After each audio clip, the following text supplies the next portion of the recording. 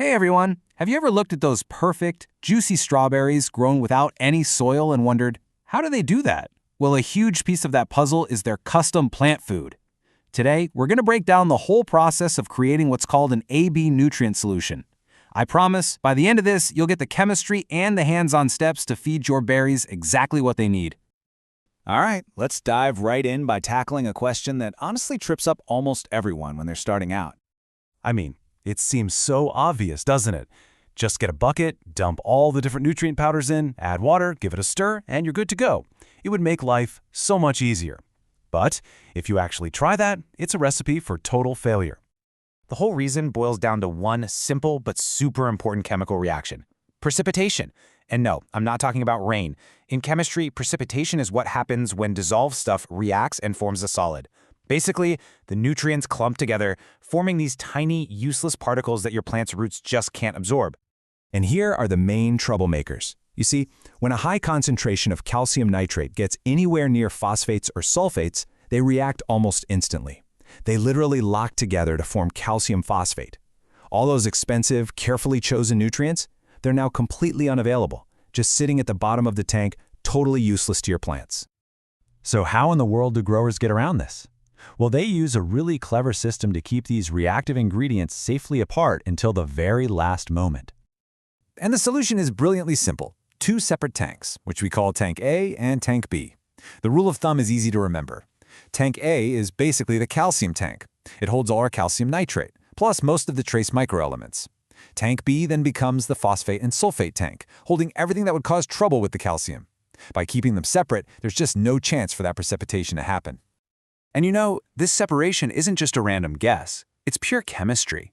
You can see right here, calcium nitrate goes in tank A because it reacts with phosphates. And for that very same reason, things like monopotassium phosphate and magnesium sulfate have to go into tank B. It's just a really elegant solution to that tricky chemistry problem. Okay, we've got the why, so now let's get into the how. How does this all turn into a recipe you can actually use? Well, first we need to get our heads around two key ideas. The first one is ppm, which stands for parts per million.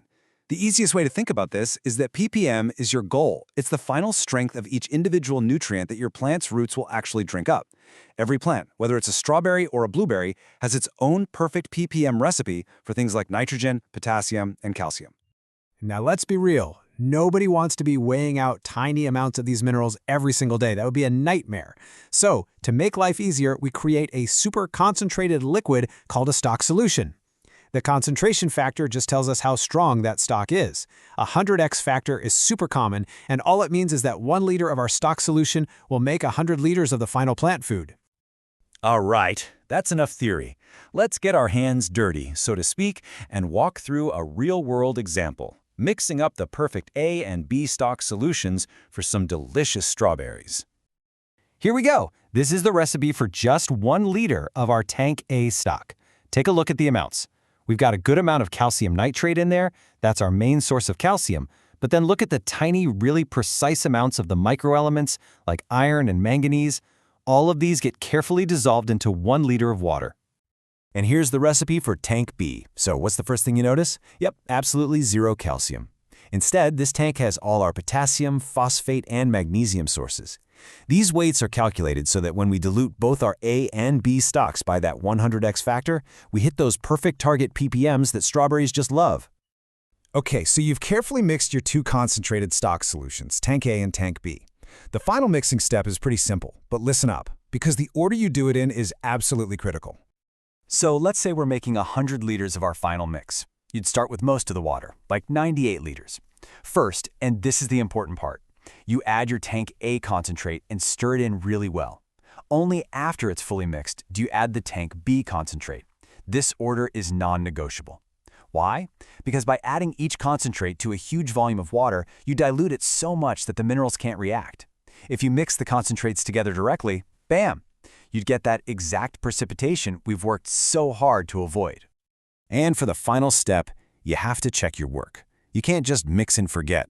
As you can see here, for strawberries, we're aiming for a pH between 5.5 and 6.5. You also want to check the electrical conductivity, or EC. Think of it as a strength meter for your nutrient solution. For strawberries, about 1.5 is a great target. If your pH is a little off, you can use simple adjusters to dial it in perfectly. This last check makes sure the plants can actually use all that amazing food you just prepared for them. And that's really the whole secret behind A-B nutrient solutions. This same logic works for raspberries, blueberries, tomatoes, you name it. The only thing that really changes is the specific recipe for that plant. So now you have the tools and the know-how to create a custom nutrient solution for whatever you want to grow. The only question left is, what's your plant's special recipe going to be?